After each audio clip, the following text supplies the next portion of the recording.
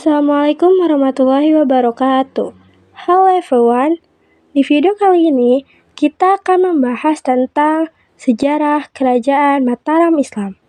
Sebelumnya, kalian pernah dengar gak sih tentang kerajaan Mataram Islam itu? Kalau belum, sini aku kasih tahu. Dengerin ya.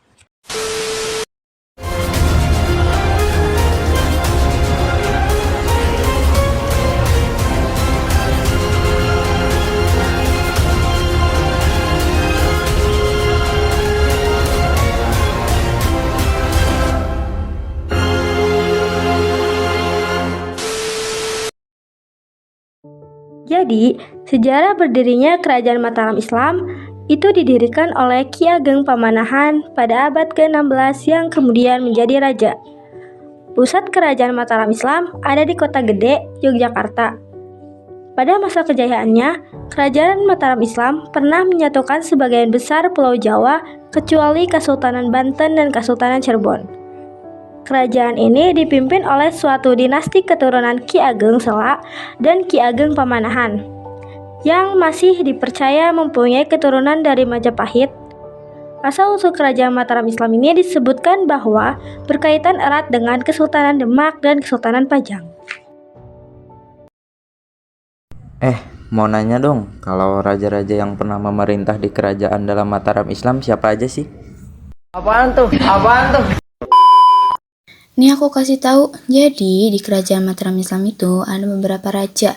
Yang pertama, Panembahan Senopati yang memerintah dari tahun 1587 sampai 1601. Yang kedua, Raden Mas Jolang dari 1601 sampai 1613. Yang ketiga, Raden Rangsang atau Sultan Agung dari 1613 sampai 1646. Yang keempat, Amangkurat I dari 1646 sampai 1667. Yang kelima, Amangkurat II dari 1667 sampai 1703. Yang keenam, Pakubuwana I dari 1703 sampai 1718. Yang ketujuh, Amangkurat IV dari 1718 sampai 1726. Yang terakhir ada Pakubuwana II atau Amangkurat V dari 1726 sampai 1749. Begitu. Dari banyaknya raja-raja yang pernah memerintah di kerajaan ini, pasti ada yang terkenalnya. Kasih tahu dong, pasti teman-teman juga mau tahu kan? Oke, nih dengerin ya. Jadi, raja yang terkenal di Mataram Islam itu yaitu Raden Rangsang. Raden Rangsang yang memerintah kerajaan Mataram Islam pada tahun 1613 sampai 1646. Lebih dikenal sebagai Sultan Agung Hanyokrokusumo. Pada masa kepemimpinannya, Kerajaan Mataram Islam mencapai puncak kejayaan. Saat memerintah Mataram Islam, ia mempunyai dua cita-cita, yaitu menyatukan Pulau Jawa di bawah kekuasaan Kerajaan Mataram Islam dan mengusir VOC dari tanah Jawa. Dengan demikian, seluruh Jawa telah tunduk di bawah Mataram Islam, dan luar Jawa kekuasaannya meluas. Adapun di Jawa Barat, hampir semua daerah ditaklukkannya, kecuali Batavia dan Banten. Nah, kalau kondisi politik dan kondisi ekonomi di Kerajaan Mataram Islam itu gimana sih? Kamu belum tahu yang benar. Benar. Ya udah deh, sini aku kasih tahu. Jadi kondisi politik. Sebagai pendiri dan raja pertama Kerajaan Mataram Islam, Sutawijaya menghadapi banyak rintangan, terutama dari bupati di pantai utara Jawa yang dulunya tunduk pada Pajang. Mereka terus melakukan pemberontakan karena ingin melepaskan diri dari Pajang dan menjadi kerajaan yang merdeka. Kendati demikian, Sutawijaya tetap berhasil melakukan perluasan wilayah hingga berhasil menduduki seluruh wilayah Jawa Tengah dan Jawa Timur. Kesultanan Mataram mencapai puncak kejayaan pada masa pemerintahan Sultan Agung 1613 sampai 1645 Masehi. Di bawah kekuasaannya, Mataram sempat beberapa kali melakukan penyerangan ke Batavia untuk memerangi VOC. Selain itu, wilayah kekuasaan Mataram hampir meliputi seluruh Pulau Jawa. Selain ada kondisi politik, ada juga kondisi ekonomi. Letak Kerajaan Mataram Islam berpusat di Kota Gede, Yogyakarta. Karena posisinya berada di pedalaman, kerajaan ini menggantungkan perekonomiannya pada hasil pertanian. Sedangkan daerah pesisir pantai di wilayah yang dikuasai tidak dimanfaatkan. Dengan mengandalkan pertanian, Mataram melakukan penaklukan ke beberapa kerajaan di Jawa Timur dan Jawa Barat. Selain Sultan Hadiwijaya sakit dan akhirnya wafat, Sutawijaya mendirikan Kesultanan Mataram. Oh, begitu, Say. Nah, tadi kita kan udah ngejelasin materi tentang kerajaan Mataram Islam, letaknya, raja-raja yang pernah memerintah di kerajaan ini sekaligus raja terkenalnya. Terus juga kondisi politik sama kondisi ekonomi. Selanjutnya tuh materi tentang penyebab keruntuhannya. Di sini kalian ada yang tahu gak penyebab keruntuhannya itu apa? Enggak. Aku tahu, Deng. Mang Ea, Iya, Deng. Mau tahu nggak? Mau. Sok mangga jelasin.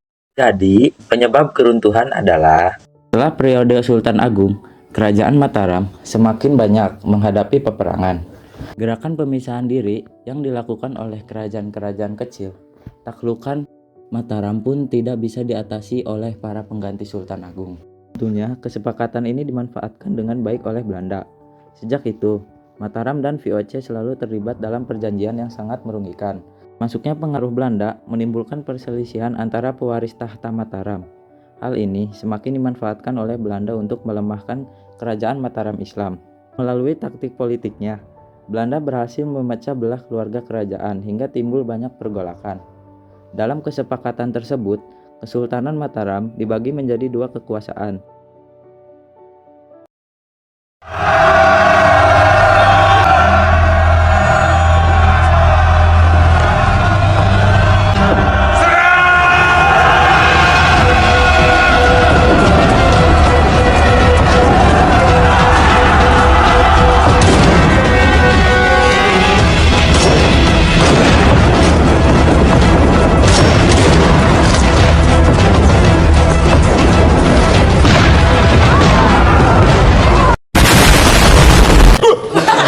Kaget.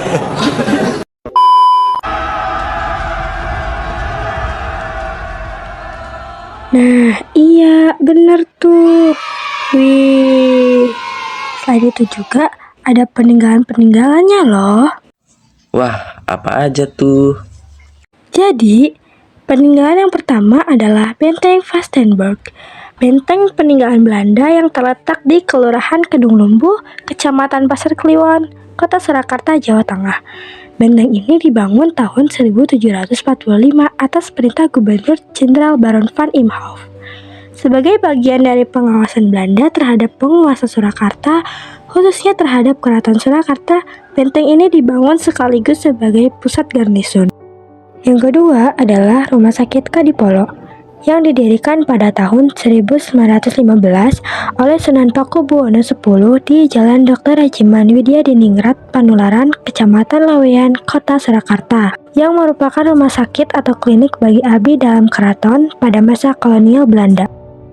3. Pasar Gede Harjonagoro adalah pasar terbesar di kota Surakarta. Pasar ini dinamakan gede karena bangunannya menyerupai benteng dengan pintu masuk seperti istana yang beratap besar dan megah. Sementara itu, Harjonagoro diambil dari nama seorang keturunan Tionghoa yang mendapat gelar KRT Harjonagoro dari Keraton Surakarta. Dibangun pada tahun 1927, Pasar Gede Harjonagoro diresmikan pada tahun 1930. Keempat, Masjid Agung Gede Kauman. Masjid ini merupakan salah satu peninggalan Mataram Islam yang terdapat di Yogyakarta. Pembangunan masjid dilakukan pada masa Sri Sultan Hamengkubuwono I pada 1773. Yang kelima ada Keraton Kesunanan Surakarta. Kerajaan dengan gelar Pakubuwono ini merupakan salah satu kerajaan yang cukup terkenal di kota Solo selain Pura Mangkunegaran, berdiri sejak 1744. Fungsi pemerintahan yang masih eksis hingga saat ini menjadikan Keraton Kesunanan Surakarta menjadi salah satu ikon wisata budaya. Taman yang berlokasi di Jalan Slamet Riyadi nomor 275 Kecamatan Lawedan, Kota Surakarta ini dulu dikenal sebagai Taman Raja. Taman ini mulai dibangun pada tahun 1899 Masehi. Awalnya lokasi Taman Sriwedari merupakan taman kota, kemudian mulai 1901 dijadikan kawasan rekreasi. Kini, komplek taman ini menjadi salah satu destinasi wisata bernilai sejarah yang berada di Solo, Jawa Tengah.